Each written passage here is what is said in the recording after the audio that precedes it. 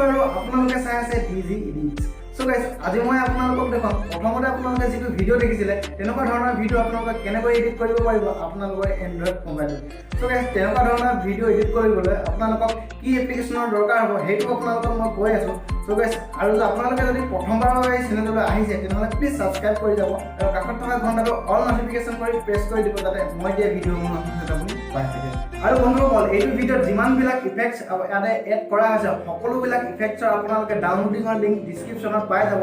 তাত গৈ আপোনালোকে ডাউনলোড কৰি ল'ব আৰু আপোনালোকে এই এপ্লিকেশনটোৰ প্ৰ ভাৰ্জনৰ লিংক ডেসক্ৰিপচনতে আছে, আপোনালোকে ডাউনলোড কৰি ল'ব। যদিহে আপোনালোকে গুগল প্লে ষ্টৰৰ পৰা ডাউনলোড কৰে তেনেহলে আপোনালোকে ইয়াতে মই যিমান বিলাক ইফেক্ট এড কৰিছো আপোনালোকে সেইখিনি ইফেক্ট এড কৰিবলৈ সুবিধাকণ নাপাব। সো গাইস মোৰ ডেসক্ৰিপচনৰ পৰা আপোনালোকে ডাউনলোড কৰি ল'ব আৰু ডাউনলোড কৰি আপোনালোকৰ মোবাইলত ইনষ্টল কৰি ল'ব। সো গাইস বলক তেনেহলে আমি অকণ পলম কৰি নোহোৱাকৈ আমাৰ ভিডিওটো ফালে আগবাঢ়ো আমাৰ ৰেগুলাৰ ইন্ট্ৰটো।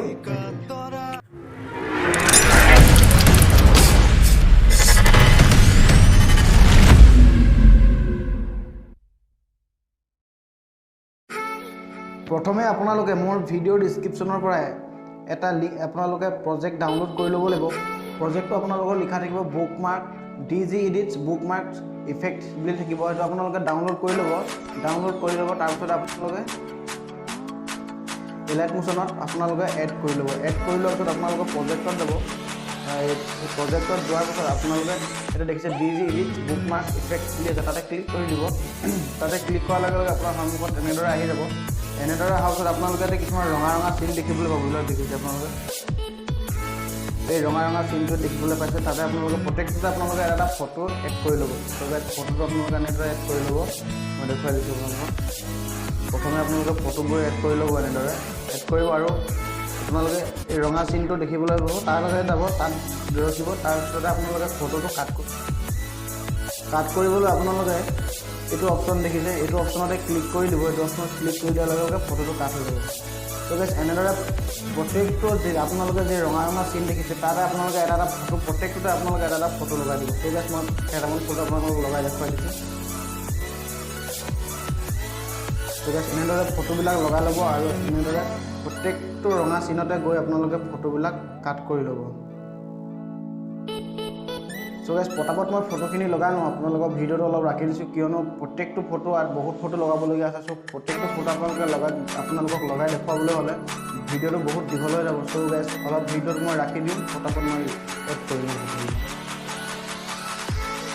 সো গাইস এনেদৰে আপোনালোকে ফটোবিলাক ইয়াতে গৈ পিনে সম্পূৰ্ণ যিমান আপোনালোকৰ ইয়াতে ৰঙা ৰঙা লাইন দেখিব, লাইনৰ মাজত আপোনালোকে এটা ফটো লগাই দিব। সো গাইস এনেদৰে ফটোবিলাক এড কৰি দিব। আৰু চাব গাইস আপোনালোকৰ সম্পূৰ্ণ স্ক্ৰীন নহ'ব পাৰে। সম্পূৰ্ণ স্ক্ৰীন কৰিবলৈ আপোনালোকে এটা থ্ৰী লাইনত যাব। থ্ৰী লাইনত গৈ এটা ফিল স্ক্ৰীন দেখিছে, ইয়াতে ক্লিক কৰি দিব আৰু ফিল স্ক্ৰীন হৈ যাব। আৰু আপোনালোকে দ্বিতীয়টো ৰঙা লাইনত যাব। এনেদৰে গৈ পিনে আপোনালোকে পুনৰ এইটো অপশ্যন দেখিব, ইয়াতে আপোনালোকে এনেদৰে টেপ কৰি দিব আৰু কাট হৈ যাব।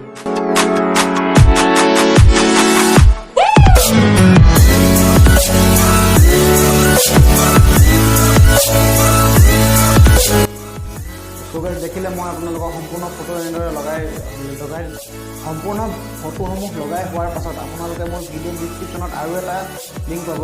লিংকটো আপোনালোকৰ লিখা থাকিব ডিজি ইডিটছ টেক ইফেক্টছ বুলি লিখি থোৱা থাকিব। আপোনালোকে সেইটো ডাউনলোড কৰি ল'ব আৰু ডাউনলোড কৰি পেলাই এলাইট মোশন এপ্লিকেশ্যনত আপোনালোকে এক্সপৰ্ট কৰি ল'ব। এক্সপৰ্ট কৰি লোৱাৰ পাছত আপোনালোকে ভিডিঅ'ৰ পৰা এইটো আপোনালোকে দেখিছে ডিজি চেক ইফেক্টছ দেখিছে, তাতে ক্লিক কৰিব। তাতে ক্লিক কৰাৰ পাছত আপোনালোকে 2 নম্বৰতে যিটো ইফেক্ট পাব ইফেক্টটোৰ ওপৰত টেপ কৰিব। টেপ কৰি পিনে আপোনালোকে তলতে দেখিবলৈ পাব ইফেক্টছ বুলি লিখি থোৱা আছে, তাতে ক্লিক কৰিব। তাত ক্লিক কৰাৰ পাছত পুনৰ আপোনালোকে চুকত 3 ডট দেখিব, 3 ডট ক্লিক কৰিব। তাৰপাছত আপোনালোকে কপি অল ইফেক্টছ দেখিছে, তাতে ক্লিক কৰি দিব। তাতে ক্লিক কৰাৰ পাছত আপোনালোকে ইয়াৰ পৰা বেক যাব।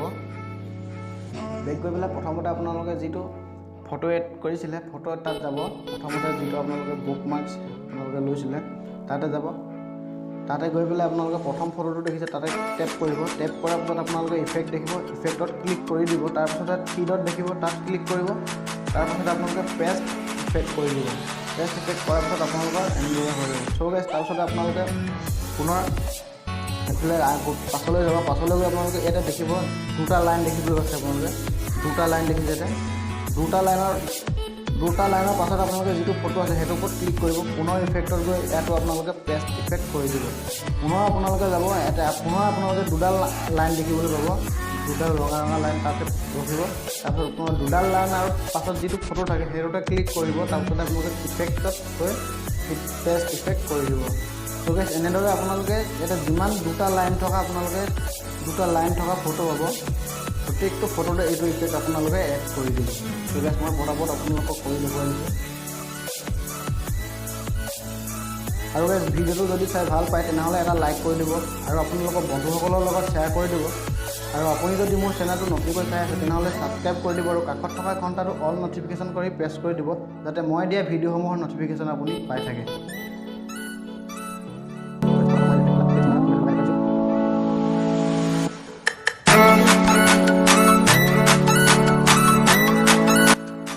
দেখিলে এটা দুটা লাইন থকা যিমান আপোনালোকৰ ফটো আছিলে সকলোতে মই সেইটো ইফেক্ট এড কৰি দিলোঁ এড কৰাৰ পিছত আপোনালোকে তাৰপাছতে আপোনালোকে 2 নম্বৰতে যিটো ফটো আছে তাতো আপোনালোকে বেলেগ এটা ইফেক্ট এড কৰিব লাগিব সেইটো ইফেক্ট এড কৰিবলৈ হ'লে আপোনালোকে ইয়াৰ পৰা বেক যাব বেক যোৱাৰ পিছত EDITZ ইফেক্টত যাব তাৰপাছত গৈ আপোনালোকে প্ৰথমতে যিটো ইফেক্ট পাব সেইটো ক্লিক কৰিব তাৰপিছতে ইফেক্টত ক্লিক কৰিব তাৰপাছতে আপোনালোকে থ্ৰী ডটত ক্লিক কৰি দিব থ্ৰী ডটত ক্লিক কৰাৰ পাছত আপোনালোকে দেখিব কপি অল ইফেক্টছ তাত ক্লিক কৰি দিব তাতে ক্লিক কৰাৰ পাছত পুনৰ এইটো ইয়াৰ পৰা আপোনালোকে বেক যাব বেক গৈ প্ৰথমতে লোৱা ফটো য'ত লৈছিলে তাত যাব তাত গৈ আপোনালোকে 2 নম্বৰতে যিটো ফটো আছে সেইটো ফটোত ক্লিক কৰিব ক্লিক কৰি পেলাই আপোনালোকে ইফেক্টত গৈ থ্ৰী ডটত গৈ পেষ্ট ইফেক্ট কৰিব চ' গাইছ এনেদৰে আপোনালোকে এতিয়া আপোনালোকে 2 লাইনলৈকে 2 লাইন য'ত দুডাল লাইন আছে তালৈকে যাব তাত যিমান ফটো আছে দুটা লাইনলৈকে পুনৰ আপোনালোকে দুটা লাইন আছে তাত আপোনালোকৰ ইফেক্ট লগাই থোৱা আছে তাৰ পাছৰ পৰা যিটো ফটো আছে প্ৰত্যেকটো ফটোতে আপোনালোকে তেনেদৰে এই ইফেক্টটো আপোনালোকে এড কৰি দিব চ' গাইছ মই আপোনালোকক কেইটামান ইফেক্ট এড কৰি দেখুৱাই দিছোঁ চ' গাইছ দেখিলে দুটা লগালোঁ এনেদৰে আপোনালোকে পটাপট আপোনালোকৰ যিমানবিলাক আপোনালোকৰ এটা ইফেক্ট ফটো আছে প্ৰত্যেকটো ফটোতে আপোনালোকে ইফেক্টটো লগাই দিব